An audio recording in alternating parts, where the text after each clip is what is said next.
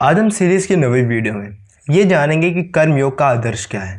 अगर आपको second part के 7वें चैप्टर के बारे में जानना है तो आप हमारी पिछली वीडियो भी देख सकते हैं, उसका लिंक आपको डिस्क्रिप्शन में मिल जाएगा। तो चलिए इस वीडियो को स्टार्ट करते हैं। Chapter 8 ideal of Karmayoga. Vedanta philosophy के अनुसार किसी भी धर्म के विभिन्न मार्ग हो सकते हैं, पर सबका एक लक्ष्य है। स्वामी विवेकानंद ने इस लक्ष्य की तरफ के 4 मार्ग बताए। पहला काम का मार्ग, दूसरा प्यार का मार्ग, तीसरा मनोविज्ञान का और आखिरी ज्ञान का। ये सारे मार्ग अंत में जाके एक ही में समा के एक बन जाते हैं। जैसे हम पिछले कुछ वीडियो से जान रहे हैं कि ये लक्ष्य को हम मुक्ति कहते हैं, और दुनिया में हम जो भी कुछ महसूस कर रहे हैं वो सब मुक्ति की ओर संघर्ष कर रहे हैं।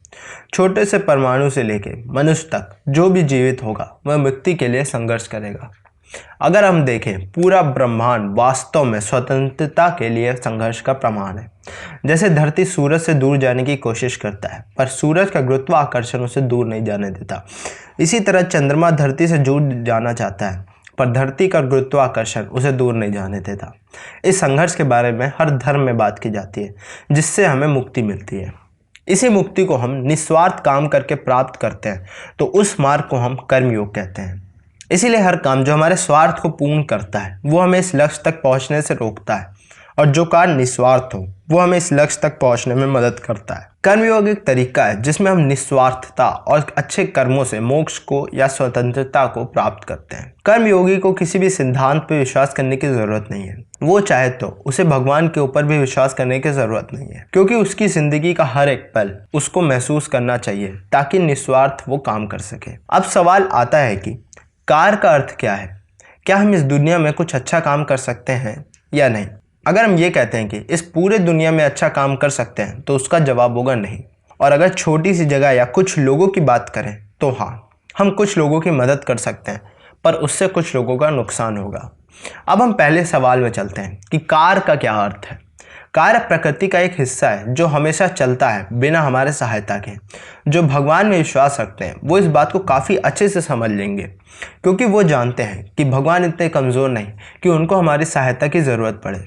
यह ब्रह्मांड हमेशा आगे बढ़ेगा, और हमारा लक्ष्य स्वतंत्रता है, हमारा लक्ष्य निस्वार्थता है, और कर्मयोग के अनुसार उस लक्ष्य की प्राप्ति कार्य के द्वारा होगी।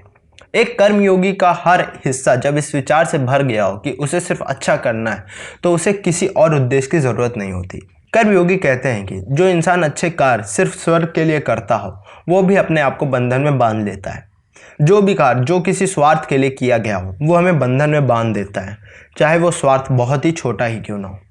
तो कर्मयोगा में सिर्फ एक ही रास्ता है कि हमें कर्मों के सारे फलों को छोड़ देना चाहिए और उनके तरफ बिल्कुल भी लगाव नहीं रखना चाहिए। हमें इस विचार को अपने अंदर बहुत अच्छे से बैठाल लेना चाहिए कि हम ये दुनिया नहीं है, और ना ही ये दुनिया हम है।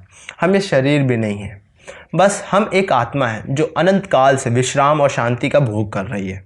हर एक विचार कार्य जो हमें इस दुनिया में भेजते हैं बिना किसी स्वार्थ के, वो जाके बंधन की बेड़ियों को तोड़ देता है और हमको मुक्ति की ओर ले जाता है, जब तक हम पूर्ण मुक्त नहीं हो जाते।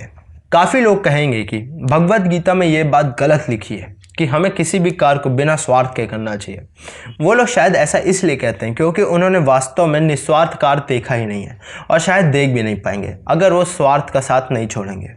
पर आज मैं आपको एक ऐसे व्यक्ति के बारे में बताता हूँ जो सच में एक कर्मयोगी थे, जिन्होंने निस्वार्थ काम किया और लोगों को सिखाया भी। उस तेजस्वी व्यक्ति का नाम है बुद्धा। बुद्धा को छोड़ के सभी महापुरुषों का निस्वार्थ काम करने के पीछे कुछ ना कुछ स्वार्थ था।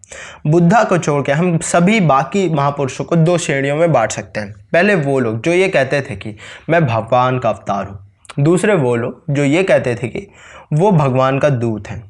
ये दोनों ही अपने कार्यों की प्रेरणा शक्ति बाहर से लेते थे और वहीं से फलों की अपेक्षा भी करते थे, चाहे वो कितने भी आध्यात्मिक बातें कर लें।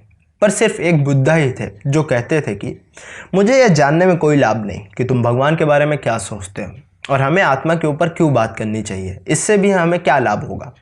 हमें बस अच्छा करना चाहिए और अच्छे रहना चाहिए। बस यही हमें मुक्ति की ओर ले जाएगा, या फिर जो भी सच है उसके तरफ ले जाएगा। वो एक आदर्श कर्मयोगी हैं जो बिना किसी लोभ के इतना सारा कार्य करते गए। इतिहास में उन्हें सबसे तेजस्वी आदमी बताया गया है। उनकी तुलना किसी से भी नहीं की जा सकती। वही पहले व्यक्ति थे जिन्होंने ये हिम्मत करके बोला कि तुम किसी पुरानी लिखी हुई चीज़ों पे विश्वास मत करो। उस पर इसलिए विश्वास मत करो क्योंकि तुम उसी धर्म से हो या फिर तुमको उसे बचपन से पढ़ाया जा रहा है, बल्कि उस पर विचार करो, उस पर अध्ययन करो और ये ढूंढो कि तुम्हारा और दूसरों का उससे भला हो रहा है या नहीं, और उससे अगर तुम्हारा और दूसरे का भला हो रहा है तो उस पर अमल रहो। जो आदमी सबसे अच्छा काम करे बिना किसी लोभ के, ना ही पैसे के लिए, ना ही शौहर के लिए और ना ही किसी भी चीज़ के लिए, जब एक आदमी ऐसा काम कर पाएगा तब वो बुद्धा हो जाएगा और उसे कार से वो ऊर्जा निकलेगी जो पूरी दुनिया को बदल सकती है। यह आदमी कर्मयोगी का उच्चतम आदर्श का प्रतिनिधि है।